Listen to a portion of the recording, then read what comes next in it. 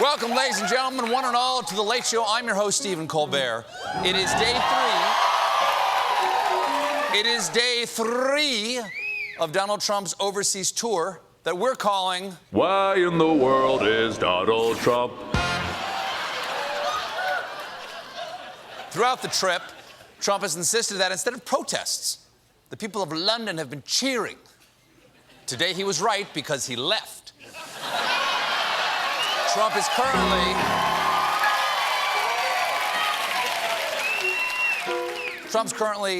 in Ireland. Haven't my people suffered enough?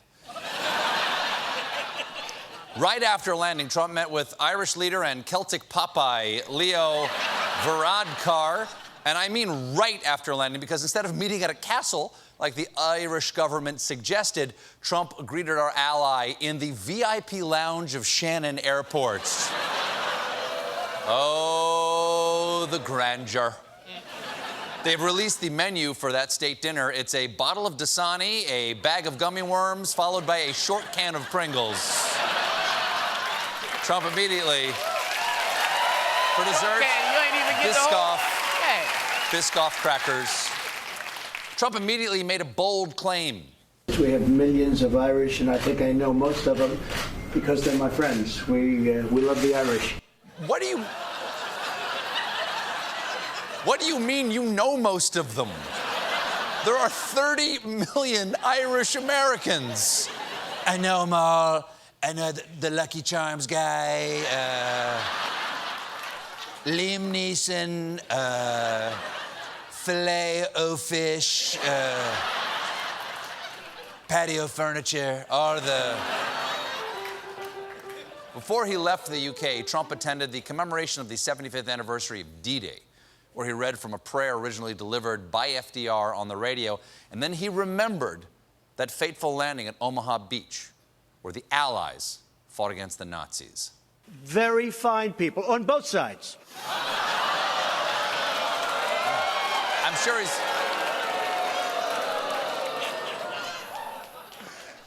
Yeah. Then it was time to party, because after Trump's solemn address, dancers emerged to the upbeat strains of Boogie Woogie Bugle Boy of Company B. Now, okay, it is a period tune, but some say it's not the right choice for a day of solemn remembrance. But remember Churchill's famous words after Dunkirk. My milkshake brings all the boys to the yard. It will bring them to the beaches. It will bring them to the landing grounds. Of course,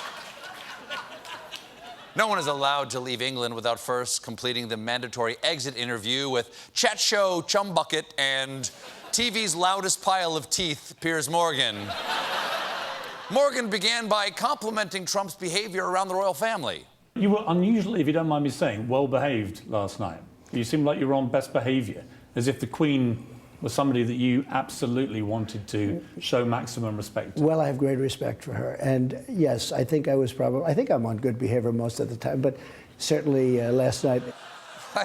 Is this how far we've sunk? We're complimenting the president on being well-behaved like he's a dog? Who's a good president? Who's a good president? Who's a good... Yes, you are. Who's a good president? Who didn't hump the Queen's leg? You didn't. At least not on camera.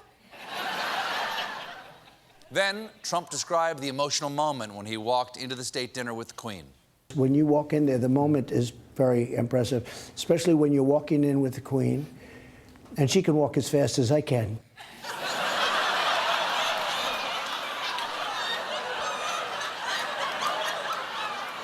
That is an odd compliment or a strange confession. I have the frail shamble of a 93-year-old lady. Slow down, Liz. When I sweat, my face bleeds into my shirt. But it sounds like from what he said, the president and the Queen really hit it off. Last night was really quite unbelievable with the Queen, because that is a great woman. We had a conversation that lasted for an hour and a half, nonstop.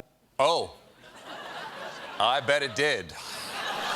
Look, here's the deal. Nobody thought I'd win Wisconsin, but I did, and Pennsylvania, and Michigan. Then they made low IQ clear loser. I can't even talk, I'm so mad. Arnold Schwarzenegger hosted The Apprentice, and the ratings tanked right through the floor. And people say I lost money on the Taj Mahal, but then again, you think about the tax breaks. I made out like a bandit, and I'm a much better basketball player than Obama. Nothing but net from half court. You know what? You're easy to talk at, Liz. I like you. You're like a little raisin version of Melania. See what? She's out. Morgan then asked Trump another question about another royal. Prince Charles is he's very passionate about a lot of issues. Did he manage to persuade you about the merits of the science on climate change? Well, we were going to have a 15-minute chat, and it turned out to be an hour and a half, and he did most of the talking. And he is really into climate change, and I think that's great. He's into it. He's really into climate change. It's a global crisis, not kombucha. Then Trump, I'm not sure if they're climate change fans. All right. Okay. I'm not sure if you guys are climate change fans or kombucha fans. Then Trump went on. I'll tell you what moved me is his passion for future generations. He's really not doing this for him.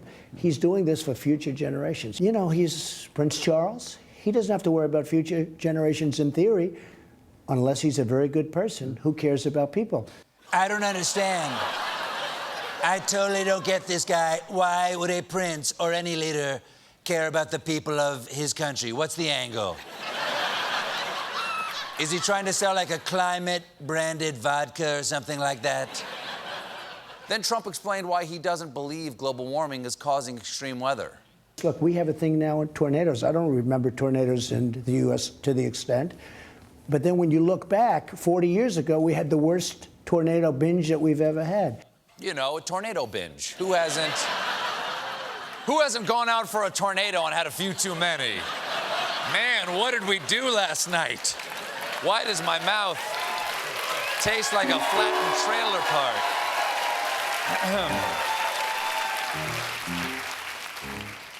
It being the anniversary of D-Day, Piers Morgan asked Trump about his own military avoidance. You were not able to serve in Vietnam because of a bone spur condition in your feet. Do you wish you'd been able to serve? Would you like to have served your country? Well, I was never a fan of that war, I'll be honest with you. I thought it was a terrible war. I thought it was very far away. Yes.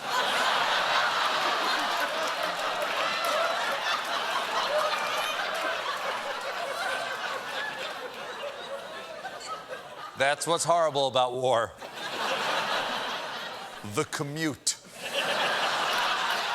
There's a reason the Army doesn't have ads that say, looking for hot wars in your area. Morgan finished up with the hardest hitting topic of all, hats. I'd like to end the interview. We have a little gift for you. Good. Because we're in the Churchill war rooms. Right. This is where Britain's greatest leader Wow. fought the war. And he used to wear these famous hats from the hat maker Locke. That's beautiful. And so we've had one made for you. I like it. I'm not sure he actually likes it. Trump is terrible at faking whether he likes a gift. Oh, you know what else I heard that Churchill really liked? Gift receipts. Do you got one of those in there? Then came what I believe was the interview's finest moment. Let me try this on. Please try it on, that'd be great. No, it's a little big. Well, we can get that. That's fantastic. Let me see how that looks. Doesn't look great. He kind of looks like the secret portrait in Pharrell's attic.